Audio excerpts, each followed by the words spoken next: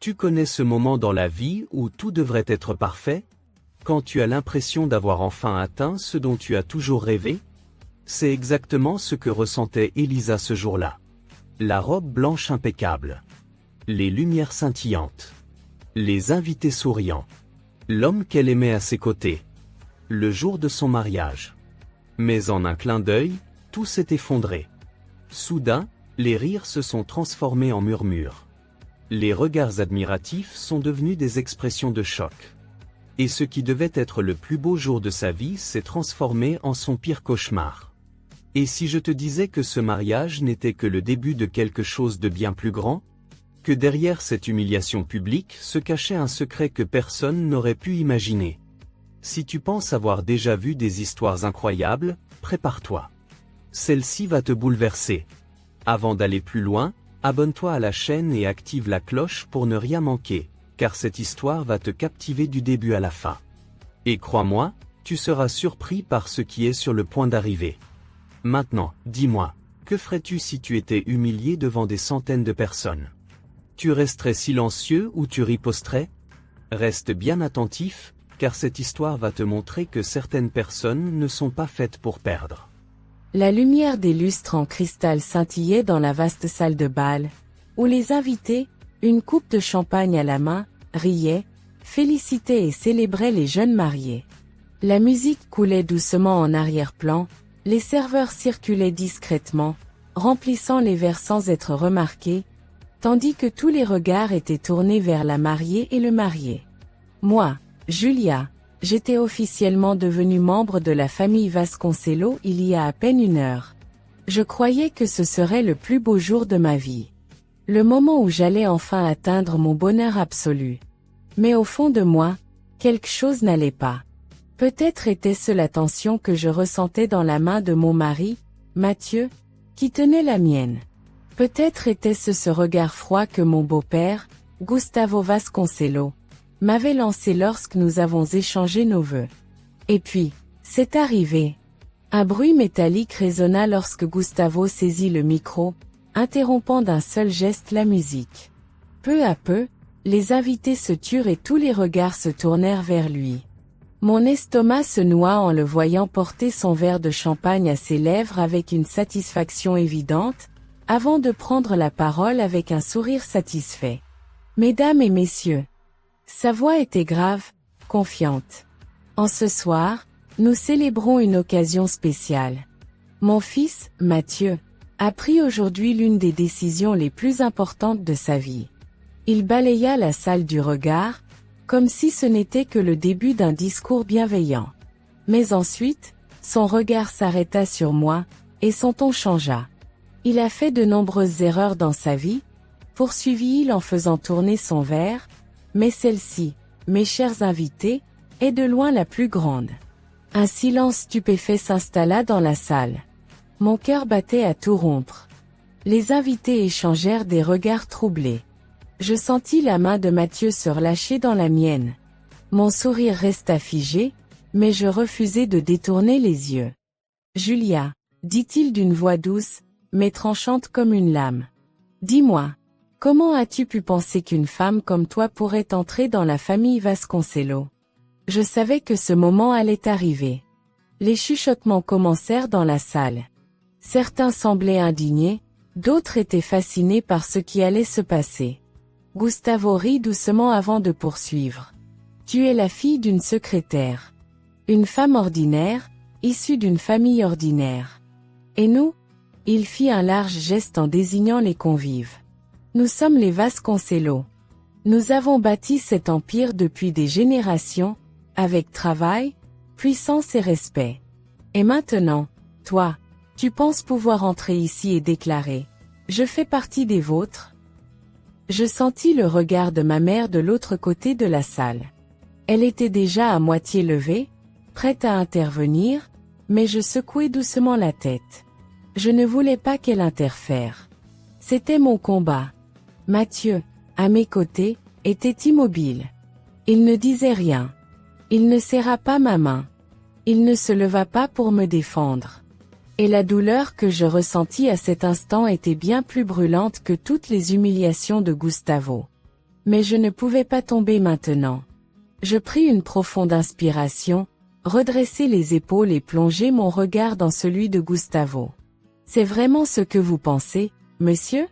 demandai-je d'une voix calme, bien que mon cœur battît violemment dans ma poitrine. Un sourire narquois se dessina sur son visage. « Bien sûr, ma chère, répondit-il. Dis-moi, qu'as-tu donc à nous offrir ? C'est alors qu'un son brisa le silence. Le téléphone de Gustavo vibra. Il sortit son appareil, jetant un regard rapide à l'écran. Son sourire s'effaça instantanément. Au début, il sembla surpris, puis troublé, enfin, horrifié. L'air autour de nous devint électrique. C'est, il balbutia, faisant défiler les messages sur son écran. Je savourais chaque émotion qui traversait son visage. Oui, Gustavo. Tu pensais être le seul à savoir jouer ? Un problème ? Demandai-je en souriant doucement. Son regard noir se leva vers moi. Comment es-tu au courant de ça ? Les invités nous observaient, incompréhensifs, murmurant avec agitation. Oh, tu veux parler du fait que l'Empire Vasconcello ne t'appartient plus entièrement ? Dis-je d'un ton léger. Ou bien du marché que tu essayais de conclure depuis des mois, et qui vient tout juste de tomber entre d'autres mains ? Son visage se crispa sous l'effet de la colère. C'est impossible ? Ou bien tu pensais qu'une fille de secrétaire ne pourrait pas être assez intelligente pour anticiper tes mouvements ? Un brouhaha général s'éleva dans la salle. Les invités sortirent leur téléphone, cherchant les dernières nouvelles. L'information se propageait déjà. De l'autre côté de la pièce, Raphaël, le cousin de Mathieu, me lança un regard admiratif. Ma meilleure amie, Lara, me sourit discrètement, impressionnée. Soudain, Gustavo se leva brusquement. « Agent de sécurité, sortez-la d'ici !» ordonna-t-il d'une voix furieuse. Mais il me suffisait d'un seul mouvement. Je levai doucement la main et déclarai, d'une voix calme mais tranchante. « Je ne ferai pas ça, à ta place. Sinon, tout cela disparaîtra en un instant. » Un silence glacial s'abattit sur la salle. Tout le monde savait que je ne bluffais pas. Le jeu était terminé. Mais ce n'était que le début. Les premières lueurs de l'aube filtraient doucement à travers les fenêtres du Penthouse, mais je n'avais toujours pas fermé l'œil. Les événements du mariage ne cessaient de rejouer dans mon esprit, les paroles de Gustavo, le silence de Mathieu, la stupéfaction sur le visage des invités. Et ce moment précis où j'avais retourné la situation. Mon téléphone s'illumina de nouveau sur la table. Mathieu. 12e appel manqué. Je n'avais même pas supprimé les 11 précédents, comme si chacun d'eux contenait toutes les questions que je n'osais pas lui poser. M'appelait-il enfin pour prendre ma défense ? Ou voulait-il juste calmer le chaos que son père avait provoqué ? Je pris une profonde inspiration avant de décrocher. Julia. Sa voix m'était familière, et pourtant, elle me semblait si lointaine. « Il faut qu'on parle ? C'est maintenant que tu veux parler ? » demandai-je d'un ton maîtrisé. « Hier soir, quand ton père m'a humilié devant tout le monde, tu n'as pas jugé utile d'avoir cette conversation ? » Silence. Puis un soupir léger. Je ne savais pas quoi dire. « Tout est allé si vite, » murmura-t-il. Je laissai échapper un rire. Un rire amer, sans la moindre joie. « Tu ne savais pas quoi dire ? Tu sais quelle est la différence entre nous, Mathieu ? Moi, je sais toujours quoi dire. » Mon père, commença-t-il, mais je l'interrompis. Ton père ne peut pas contrôler tout le monde éternellement. Un long silence s'installa entre nous. On doit se voir. S'il te plaît. Je regardai autour de moi, dans cet appartement luxueux où j'étais désormais seule. Les lustres en cristal brillaient tout autant que ceux de la salle de mariage, mais cette fois, ils me semblaient oppressants plutôt qu'éblouissants. Cet après-midi, dans la serre du jardin d'hiver. Si tu veux vraiment parler, je t'attends.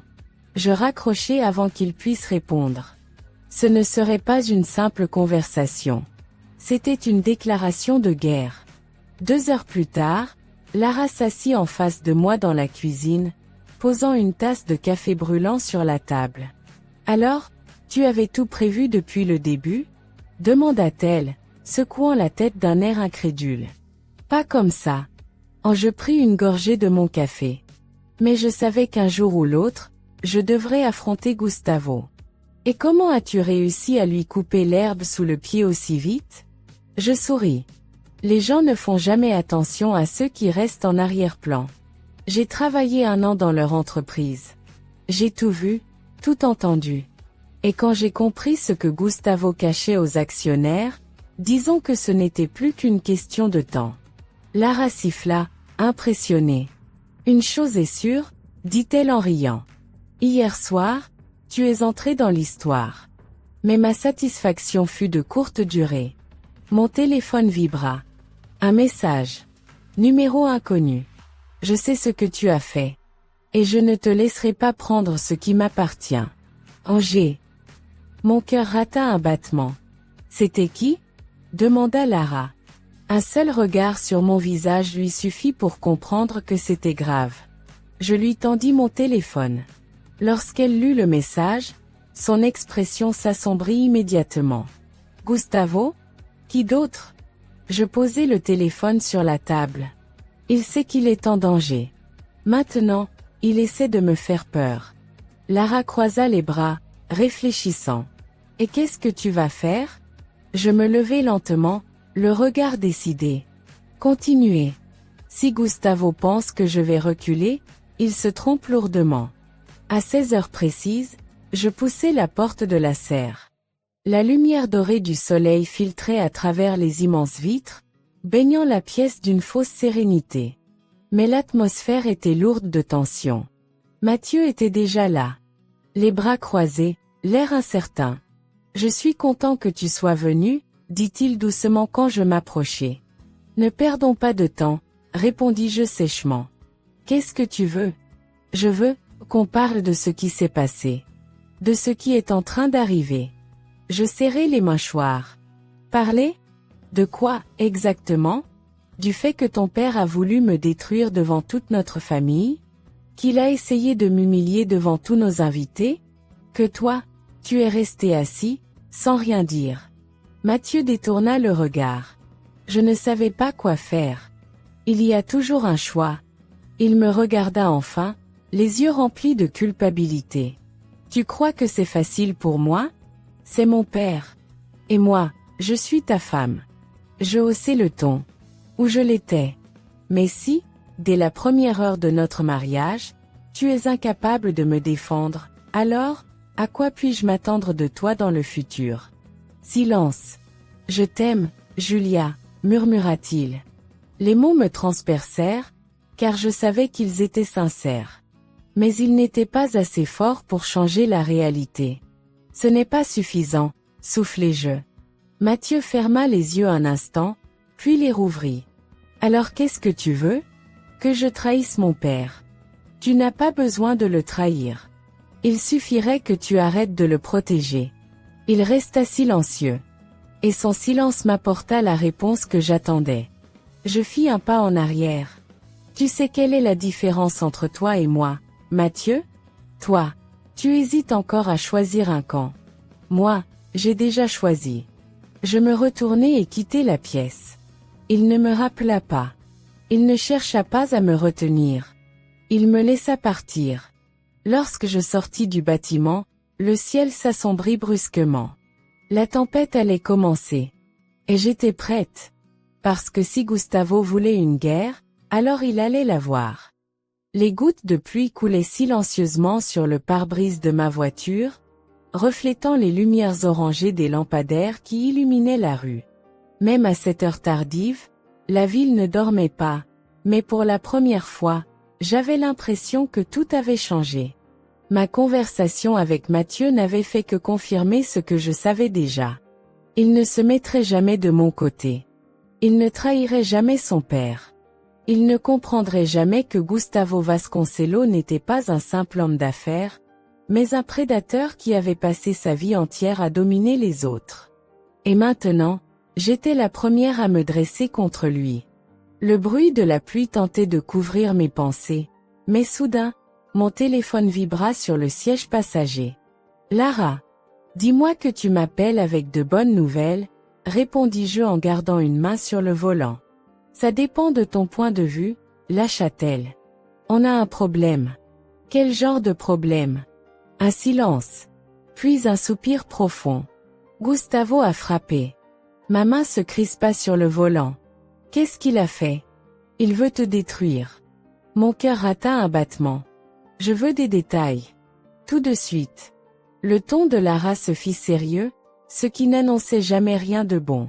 Ce soir, plusieurs journaux ont publié un document fuité.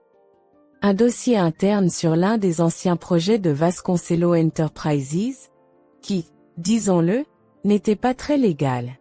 Et en quoi cela me concerne? Demandai-je, méfiante. Parce que Gustavo a manipulé les informations pour te faire porter le chapeau. Je m'arrêtai à un feu rouge et fermai les yeux un instant. Bien sûr. Gustavo savait que la seule façon de m'atteindre était de me salir avec ses propres crimes. Ok, soufflai-je enfin. Et quelle est la réaction du public? Lara hésita. Pas terrible. Les chaînes d'information tournaient déjà en boucle sur le scandale. Les avocats de Gustavo avaient tout fait pour me faire passer pour la coupable. Une traîtresse. Une épouse rancunière. Une femme qui n'avait pas supporté que la famille la rejette. Je voyais exactement ce qu'il essayait de faire. Il voulait détruire ma crédibilité. Les gens vont vraiment croire à ça? Demandai-je doucement. Après une pause, Lara répondit. Certains, oui. Mais pas tout le monde. La plupart des actionnaires ne sont pas idiots. Ils savent que Gustavo est prêt à tout quand il est dos au mur. Je me mordis la lèvre. C'était le petit espoir dont j'avais besoin. Bien. Il est temps de contre-attaquer. Lara éclata de rire. Je savais que tu allais dire ça. Et devine quoi? J'ai déjà préparé quelque chose. Quoi? Un rendez-vous. Avec quelqu'un qui connaît Gustavo, de l'intérieur. Je levai les yeux vers le rétroviseur. Peut-être restait-il encore quelqu'un qui pouvait m'aider. Qui est-ce? Thomas Vasconcelos. La surprise fut soudaine et brutale. Thomas? Le cousin de Mathieu? Exactement. Oh, Lara marqua une pause, puis ajouta, et il est très impatient de te parler.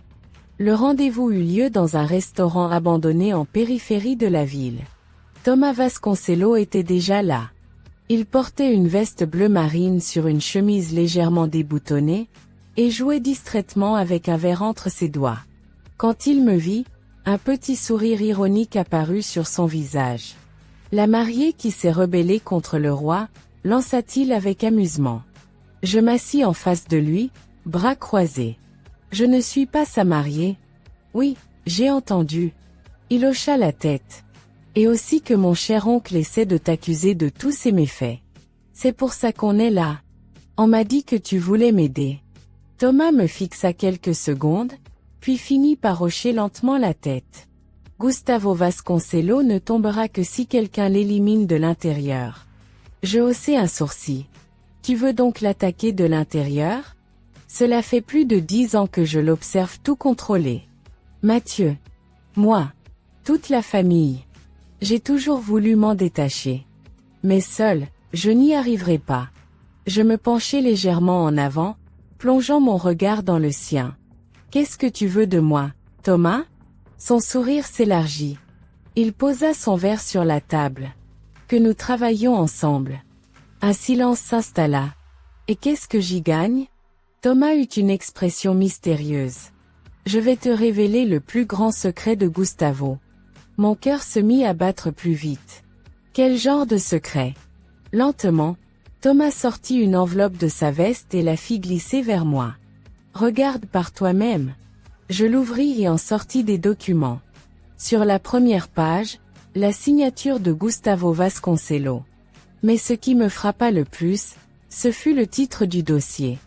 Investissement confidentiel, compte offshore. Je levai les yeux vers Thomas. Il hocha la tête, satisfait. Gustavo manipule de l'argent sale depuis des années. Une grande partie de la fortune familiale provient d'opérations illégales. Je serrai les documents dans mes mains. C'était l'arme dont j'avais besoin. C'était le secret qui pouvait faire tomber Gustavo. Thomas s'adossa à sa chaise, observant mes réactions avec amusement. Alors, Julia, murmura-t-il. Tu as maintenant une véritable chance de le détruire. Je posai lentement mes doigts sur la table. Alors, commençons. Et à cet instant précis, je pris ma décision finale. Gustavo Vasconcelos allait tomber. Et ce serait moi qui le ferais chuter.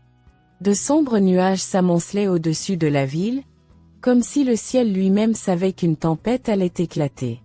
Mes doigts serraient encore les documents que Thomas m'avait remis, tandis que le moteur de ma voiture ronronnait doucement dans le silence. Il n'y avait plus de retour en arrière. Avec ce dossier en main, je détenais la chute de Gustavo Vasconcelos. Mais étais-je prête à aller jusqu'au bout? Mon téléphone vibra sur le siège passager. Lara. Alors, qu'est-ce que tu as trouvé? Lança-t-elle dès que je décrochai. Quelque chose qui pourrait causer la perte de Gustavo, répondis-je d'une voix basse, comme si quelqu'un pouvait nous écouter. Lara poussa un long soupir. Et quelle est la prochaine étape? Mon regard parcourut une fois de plus les documents. Compte offshore. Transferts illégaux. Transactions frauduleuses. Et tout portait la signature de Gustavo Vasconcelos. Je dois partager ça avec le monde entier. Et que crois-tu que Gustavo fera quand il découvrira que tu possèdes ces informations? Demanda Lara, une pointe d'inquiétude dans la voix. C'était précisément la question que je redoutais. Gustavo Vasconcelos n'avait jamais laissé personne se retourner contre lui. Et j'étais la première à l'avoir fait. Alors, il faut que je sois plus rapide que lui, dis-je enfin.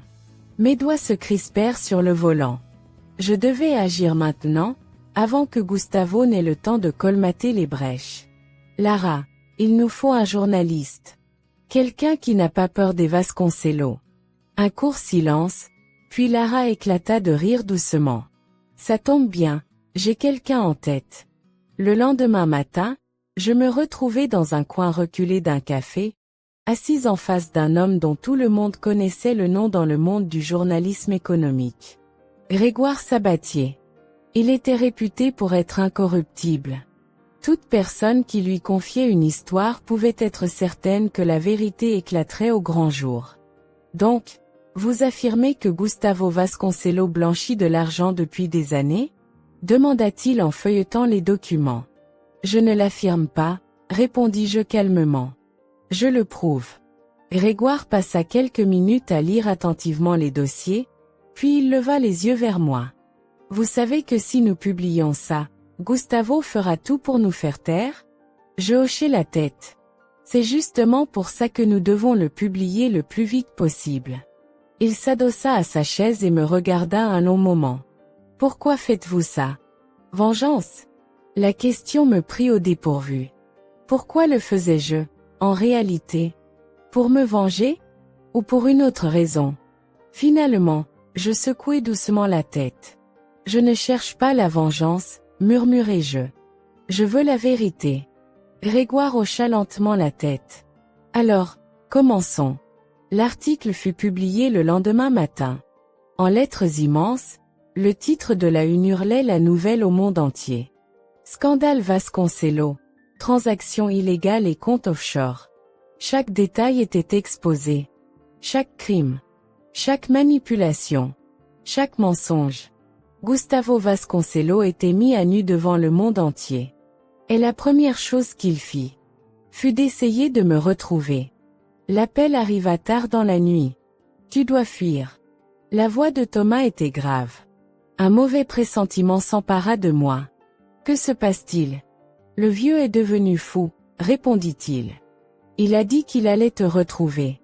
Je sus à cet instant que Gustavo ne laisserait pas passer ça. Je me levai précipitamment du canapé et me dirigeai vers la fenêtre. La rue était calme. Trop calme. De l'autre côté du téléphone, Thomas devint plus insistant. Julia, tu m'entends?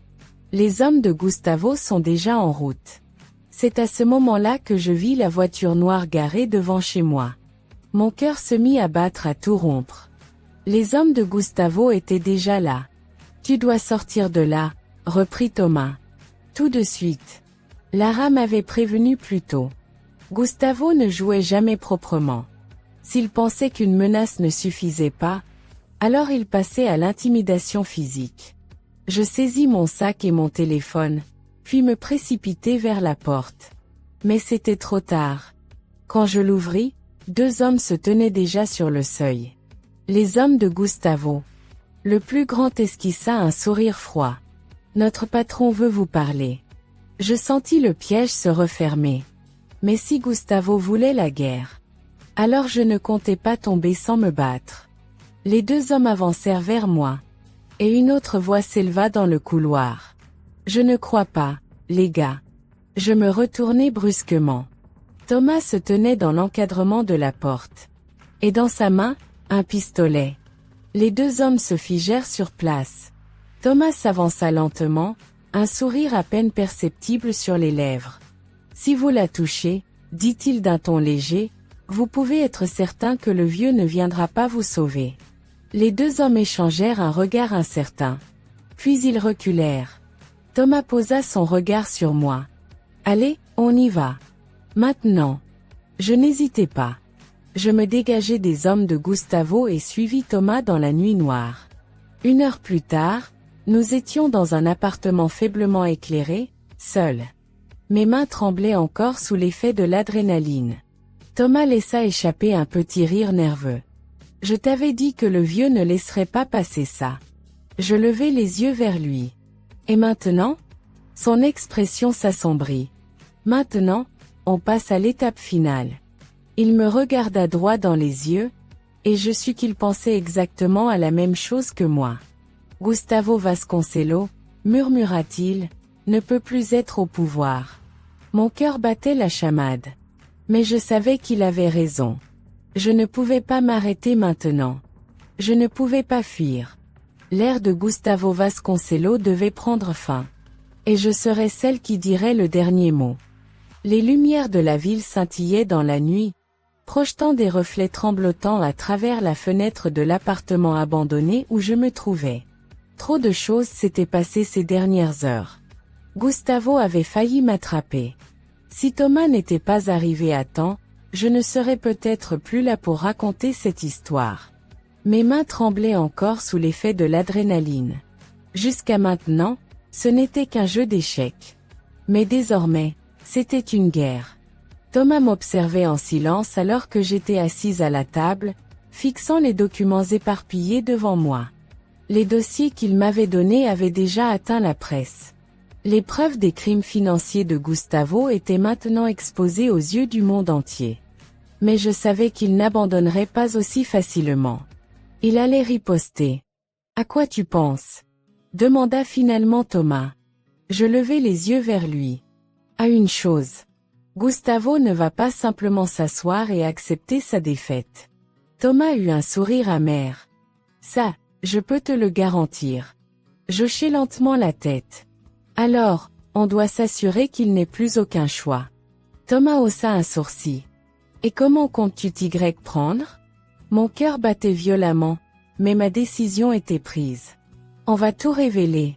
Pas seulement ces fraudes financières. Tous ces crimes. Thomas me fixa un instant en silence, puis s'adossa à sa chaise. Tu veux donc que Gustavo ne perde pas seulement, mais qu'il disparaisse définitivement de la carte. Exactement.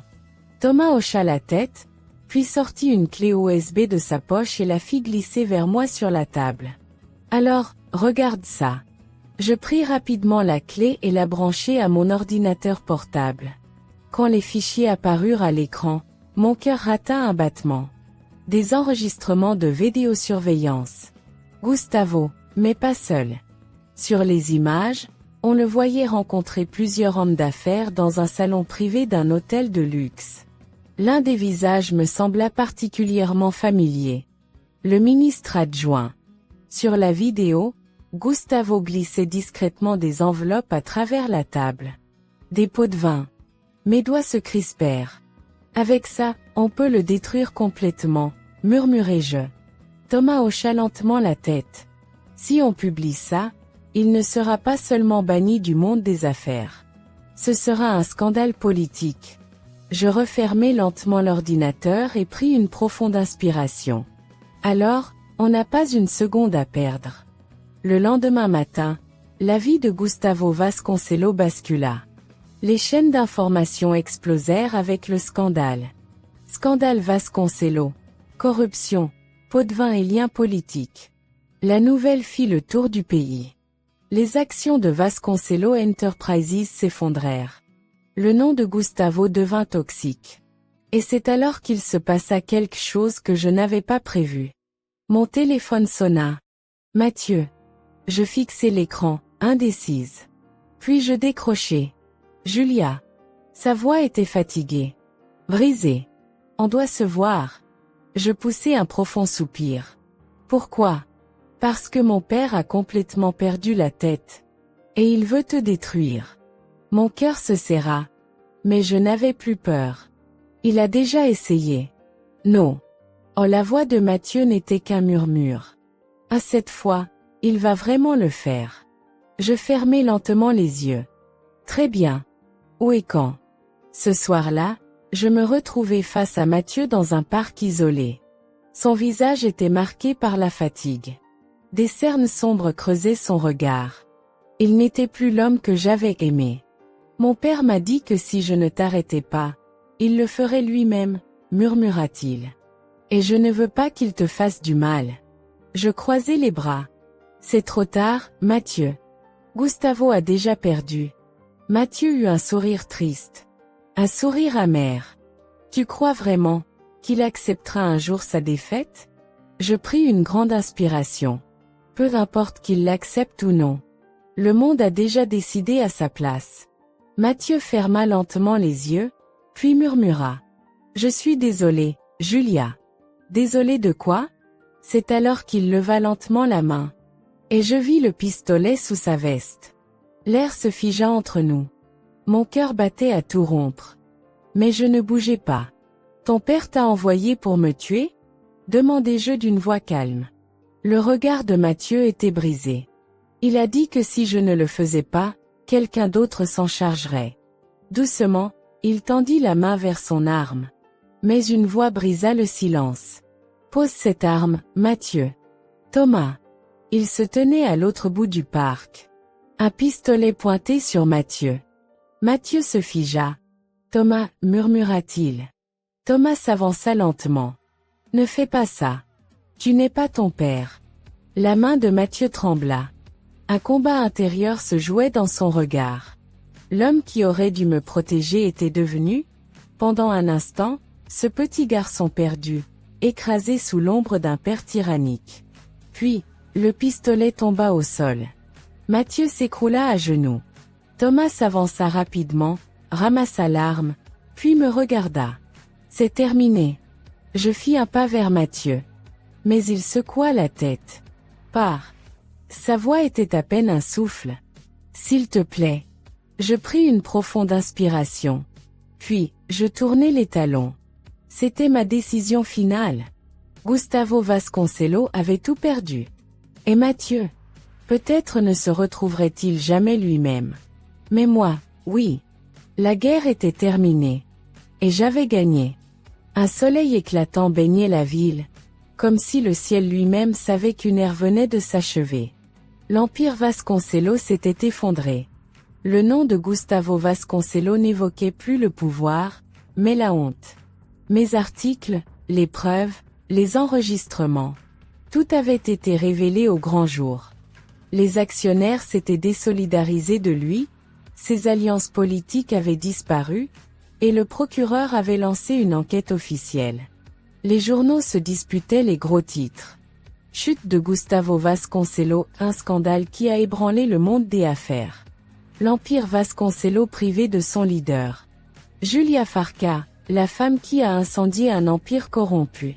En lisant ce dernier titre, un sourire amer effleura mes lèvres. Devais-je voir tout cela comme une victoire? Avais-je vraiment obtenu ce que je voulais? L'entreprise Vasconcelos Enterprises n'avait pas disparu, mais Gustavo n'en faisait plus partie. Le conseil d'administration l'avait immédiatement évincé, et ses avocats ne pouvaient plus empêcher la justice de s'abattre sur lui. Et moi? J'étais enfin libre. Pourtant, je ne ressentais pas l'ivresse du triomphe. Seulement du vide. Thomas faisait tourner un verre de whisky entre ses doigts, tandis que nous étions assis dans un bar d'hôtel désert. Le monde commençait déjà à oublier Gustavo Vasconcelos. Mais nous vivions encore avec les conséquences de sa chute. Tout le monde me demande ce que tu vas faire maintenant, remarqua Thomas. Je fixai mon verre un instant. Et qu'est-ce que je suis censé leur répondre? Thomas sourit. Que tu as fait ce qu'il fallait. Et que maintenant, tu cherches ton propre chemin. Je laissai échapper un petit rire amer. Ça sonne presque poétique. Thomas avala une gorgée de son whisky, puis s'adossa à sa chaise. Et toi? Qu'est-ce que tu ressens? C'était la question que je redoutais le plus. Je ne sais pas, avouai-je. Je devrais être heureuse, non? Après tout, j'avais gagné. Thomas resta silencieux. Mais j'ai l'impression d'avoir perdu quelque chose. Thomas hocha la tête, comme s'il comprenait parfaitement. Tu penses à Mathieu? Je fermai les yeux. Oui. Depuis notre dernière rencontre dans ce parc, je ne l'avais plus revu. Je n'avais aucune idée d'où il était, de ce qu'il ressentait, ni de la façon dont il vivait la chute de son père. Nous n'étions plus les mêmes personnes que le jour de notre mariage. Mais je savais que notre histoire était terminée. Thomas posa son verre et plongea son regard dans le mien. Qu'est-ce que tu veux maintenant, Julia? La question flottait dans l'air. Et cette fois, j'avais enfin une réponse. Je me tenais devant le siège de Vasconcelos Enterprises. Mes poings étaient serrés. C'était la dernière fois que je venais ici. Depuis le scandale, c'était la première fois que le conseil d'administration me convoquait. Je ne savais pas ce qu'il voulait, mais j'avais ma petite idée. Dès que je passai les portes en verre, tous les regards se tournèrent vers moi. J'étais la femme qui avait renversé cet empire. Dans la salle de réunion, les dirigeants étaient assis autour d'une immense table de conférence. L'un d'eux, un homme qui était autrefois un proche de Gustavo, se leva et hocha la tête en guise de salut. Merci d'être venue, Julia. Je pris place en face d'eux. Que attendez-vous de moi? L'homme me regarda avec sérieux. Pour être honnête, nous avons besoin d'un leader. Je me figeai. Pardon? L'homme poussa un soupir. L'entreprise a survécu à la chute de Gustavo. Mais nous avons besoin d'un nouveau cap. Héros. Il me fixa. Vous avez prouvé que vous compreniez mieux que quiconque comment fonctionne ce monde. Les pièces du puzzle se mirent en place. Vous voulez que je dirige l'entreprise? Il hocha la tête. Rien de définitif. Vous pourriez être directrice intérimaire, et si ça fonctionne, prolongez votre mandat. Ma tête se mit à tourner. C'était l'entreprise que Gustavo avait bâtie. L'empire que j'avais aidé à détruire. Et maintenant, il voulait que je le dirige? Un long silence s'installa. Puis, je secouai lentement la tête. Non. L'homme sembla surpris. Julia, c'est une opportunité immense. C'est justement pour ça que je refuse. Je ne veux pas bâtir son monde. Je veux construire le mien. Je me levai. Trouver quelqu'un d'autre? L'homme soupira. Si jamais vous changez d'avis, je ne le changerai pas. Je quittai la pièce. Et pour la première fois de ma vie, je me sentis libre. Le petit restaurant était calme lorsque j'y entrai. Ma mère m'attendait. Depuis tout ce qui s'était passé, je n'avais pas pris le temps de la voir. Quand elle me vit, elle se leva immédiatement et me serra fortement dans ses bras. « Je suis si fière de toi », murmura-t-elle. Je hochai doucement la tête. J'essaie de l'être aussi. Nous nous assîmes, et elle m'observa attentivement. Alors, qu'est-ce que tu vas faire maintenant? Tout le monde me posait cette question. Mais cette fois, j'avais une réponse. Je souris. Je vais bâtir mon propre empire. Ma mère haussa un sourcil, intriguée. Et qu'est-ce que ça signifie? Je pris une profonde inspiration. J'ai une idée. Une entreprise qui ne servirait pas seulement les riches et les puissants. Un endroit où ceux qui n'ont jamais eu leur chance pourraient en avoir une. Ma mère sourit. Ton propre empire. Oui. Mais pas comme celui de Gustavo. Je ne veux pas prendre. Je veux donner. Soudain, mon téléphone vibra. Un message. Je levai les yeux vers l'écran. Mathieu. J'espère que tu es heureuse. Je restai un long moment à fixer ces mots. Puis, je répondis lentement. Oui. Et j'espère que tu le seras aussi. L'écran s'éteignit. Et je lâchai prise. Parce que j'avais enfin compris que le passé ne définissait pas mon avenir. Le serveur arriva avec le dessert préféré de ma mère. Je souris. La guerre était terminée. Et cette fois, je pouvais enfin commencer à vivre. Les rayons dorés du soleil du matin se glissaient à travers les immenses baies vitrées, illuminant ma terrasse alors que je sirotais mon café. La ville battait son plein sous mes pieds, bourdonnant comme une ruche agitée. Mais pour la première fois, je ne me sentais plus emporté par son courant. C'était moi qui dirigeais. 3 mois s'étaient écoulés depuis que le nom de Gustavo Vasconcelos avait disparu du monde des affaires.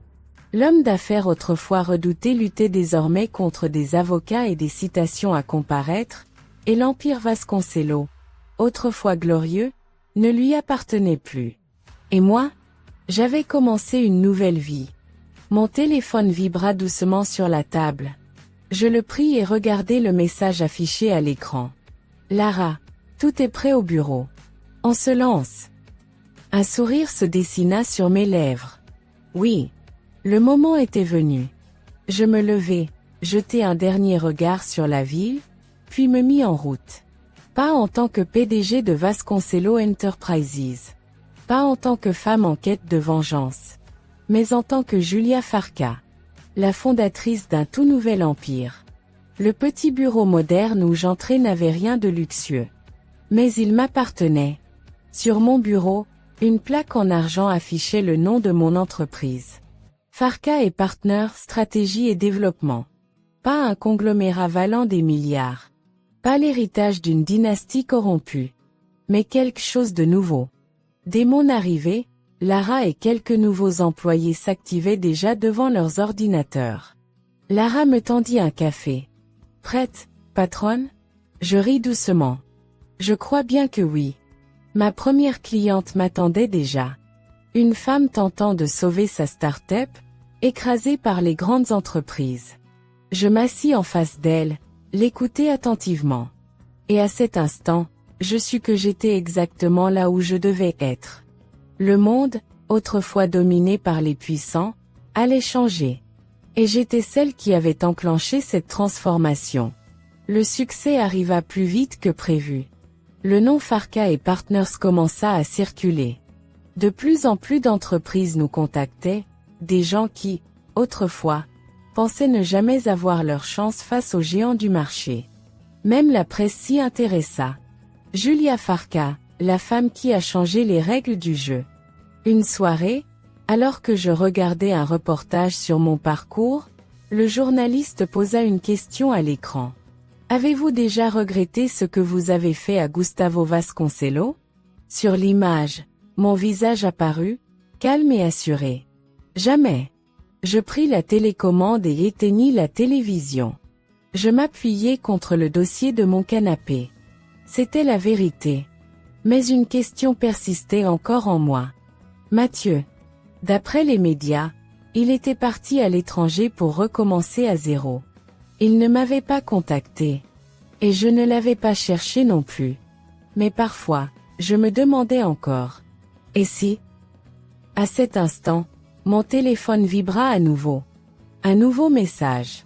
Je le pris. Expéditeur, Mathieu. Peut-être qu'un jour, nous parlerons. Mais en attendant, je suis fier de toi. Et merci, de m'avoir sauvé. Je pris une profonde inspiration. Puis, lentement, un sourire se dessina sur mon visage. Je ne répondis pas. Je n'en avais pas besoin. Parce que je savais que nous avions fait ce qu'il fallait. Nos chemins s'étaient séparés. Nos vies continuaient. Et moi, J'étais prête pour le prochain chapitre. L'air du matin était frais, et le soleil qui se levait doucement illuminait les rues animées de la ville. Depuis la grande baille vitrée de son bureau, Elisa observait le mouvement des passants, les taxis qui klaxonnaient, les cafés qui ouvraient leurs portes, et elle sourit. Elle était enfin libre. Libre de Gustavo Vasconcelos, libre du poids de son passé, libre de toutes ces chaînes invisibles qui l'avaient retenue pendant si longtemps. Elle avait construit quelque chose de nouveau, de différent. Elle avait bâti son propre empire. Il y a quelques mois encore, elle était une femme que tout le monde regardait avec mépris, une opportuniste, selon Gustavo, une femme qui ne méritait pas d'entrer dans leur cercle fermé. Aujourd'hui, c'était elle que ces mêmes élites respectaient, c'était elle que les médias citaient comme exemple d'intelligence, de stratégie et de résilience. Le monde entier avait assisté à la chute du patriarche Vasconcelos et à l'ascension de celle qu'il avait voulu écraser. Mais au fond d'elle, Elisa ne ressentait ni vengeance ni triomphe. Elle ressentait de la paix. Ce matin-là, elle ouvrit son ordinateur et parcourut les derniers articles qui parlaient d'elle et de son entreprise. Elisa Moreau, la femme qui a changé les règles du jeu. De secrétaire à stratège, l'ascension fulgurante d'une femme qui n'a jamais baissé les bras. Quand les empires tombent, comment Elisa Moreau a détrôné Gustavo Vasconcelos. Elle sourit en secouant doucement la tête. Ils avaient tout faux. Elle n'avait pas cherché à le détruire. Elle avait seulement voulu exister dans un monde qui lui avait toujours dit qu'elle n'en était pas digne. Une notification interrompit ses pensées. Un message. Mati. Elle hésita un instant avant de cliquer dessus. J'ai suivi tout ce que tu as accompli. Je voulais que tu saches que je suis fier de toi. J'espère que tu es heureuse. Elle fixa l'écran pendant un moment, puis inspira profondément avant de taper sa réponse. Merci, Mati. J'espère que toi aussi, tu trouveras le bonheur. Elle envoya le message et referma son ordinateur. C'était le bon moment pour tourner la page. Quelques instants plus tard, elle prit son téléphone et appela Lara. C'est le grand jour, lui annonça TL. Oui, boss, répondit Lara avec enthousiasme. Elles allaient enfin ouvrir officiellement leur nouveau projet, une fondation pour aider les jeunes entrepreneurs issus de milieux défavorisés à se lancer dans le monde des affaires. Pas besoin de nom célèbre, pas besoin d'héritage familial, juste du talent et de la volonté. Elisa avait compris une chose à travers tout ce qu'elle avait vécu. Le pouvoir ne réside pas dans l'argent, ni dans le statut social. Le véritable pouvoir, c'est de donner aux autres la possibilité de réussir. Elle descendit dans la rue, prit une profonde inspiration et sourit. Aujourd'hui marquait le début d'une nouvelle ère. Et voilà, quelle incroyable histoire! Si cette histoire vous a captivé, si vous avez ressenti des émotions fortes en suivant le parcours d'Elisa, alors je vous invite à aimer cette vidéo et à vous abonner à la chaîne. Activez la cloche de notification pour ne rater aucune de nos prochaines histoires. Cette histoire nous apprend de précieuses leçons de vie.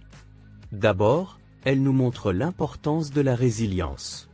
Elisa aurait pu abandonner 1000 fois, elle aurait pu laisser Gustavo gagner, elle aurait pu se contenter de la place qu'on lui avait assignée. Mais elle a choisi de se battre, de se relever après chaque échec. Et vous? Combien de fois la vie vous a-t-elle mis à terre? Ce qui compte, ce n'est pas le nombre de fois où vous tombez, mais le nombre de fois où vous vous relevez. Ensuite, cette histoire nous enseigne que nous ne sommes pas définis par notre passé. Peu importe d'où nous venons, peu importe notre origine sociale, nous avons tous la capacité de tracer notre propre chemin. Elisa était la fille d'une secrétaire, méprisée par les élites, mais elle a prouvé que la valeur d'une personne ne dépend pas de son nom de famille, mais de ce qu'elle est prête à accomplir. Enfin, cette histoire nous rappelle que le pardon et la paix intérieure sont plus puissants que la vengeance. Gustavo a détruit sa propre vie en s'accrochant à son arrogance et à son besoin de contrôle. Elisa, elle, a choisi de laisser le passé derrière elle et de construire quelque chose de nouveau. Elle n'a pas laissé la haine la consumer. Et vous? Quel choix ferez-vous? Parfois, nous nous battons pour obtenir justice, nous cherchons à prouver notre valeur au monde, mais au fond, ce qui nous manque réellement, c'est un sens à notre existence. Et c'est là que je veux partager avec vous une vérité bien plus grande, bien plus puissante que n'importe quelle histoire humaine. La Bible nous dit, dans Jean 3h16, « Car Dieu a tant aimé le monde qu'il a donné son Fils unique, afin que quiconque croit en lui ne périsse point, mais qu'il ait la vie éternelle. » Prenez un instant pour réfléchir à ces paroles. Dieu vous aime. Pas pour ce que vous avez accompli, pas pour votre richesse ou votre statut social. Il vous aime simplement parce que vous êtes son enfant.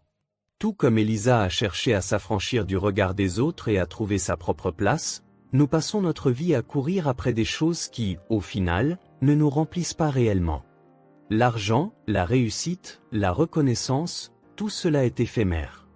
Mais il existe un amour qui ne change jamais, qui ne dépend pas de nos actions ni de nos erreurs, l'amour de Dieu. Dieu savait que nous étions perdus, brisés, éloignés de lui à cause du péché. Alors, il a fait quelque chose d'incroyable. Il a envoyé son Fils, Jésus-Christ, pour mourir à notre place. Il a payé le prix que nous ne pouvions pas payer, il a pris sur lui nos fautes, nos échecs, nos blessures. Et la bonne nouvelle? 3 jours plus tard, Jésus est ressuscité. Il a vaincu la mort pour nous offrir une nouvelle vie. Peu importe ce que vous avez fait, il n'est jamais trop tard pour revenir à Dieu. Peu importe vos erreurs, Dieu vous tend la main. Alors aujourd'hui, je vous pose cette question. Voulez-vous accepter Jésus-Christ comme votre Seigneur et Sauveur? Ce n'est pas une religion, ce n'est pas une liste de règles à suivre. C'est une relation. Une relation avec un Dieu qui vous aime plus que tout, qui veut vous restaurer et vous donner une paix que rien d'autre au monde ne peut offrir. Si vous ressentez cette invitation dans votre cœur, je vous encourage à prier cette prière avec moi. Seigneur Jésus, je reconnais que j'ai besoin de toi. Je reconnais que je suis pécheur et que je ne peux pas me sauver moi-même. Mais aujourd'hui, je choisis de croire en toi. Je crois que tu es mort pour moi, et que tu es ressuscité pour me donner une vie nouvelle. Je t'accepte comme mon Seigneur et mon Sauveur. Viens dans mon cœur, transforme ma vie et guide-moi chaque jour. Amen. Si vous avez fait cette prière sincèrement, sachez que votre vie ne sera plus jamais la même. Vous avez pris la plus grande décision de votre existence. Et maintenant, je vous invite à partager cette vidéo, à vous abonner à la chaîne, et à laisser un commentaire pour nous dire quelle a été votre partie préférée de cette histoire. Merci d'avoir suivi cette aventure avec nous. Que Dieu vous bénisse abondamment.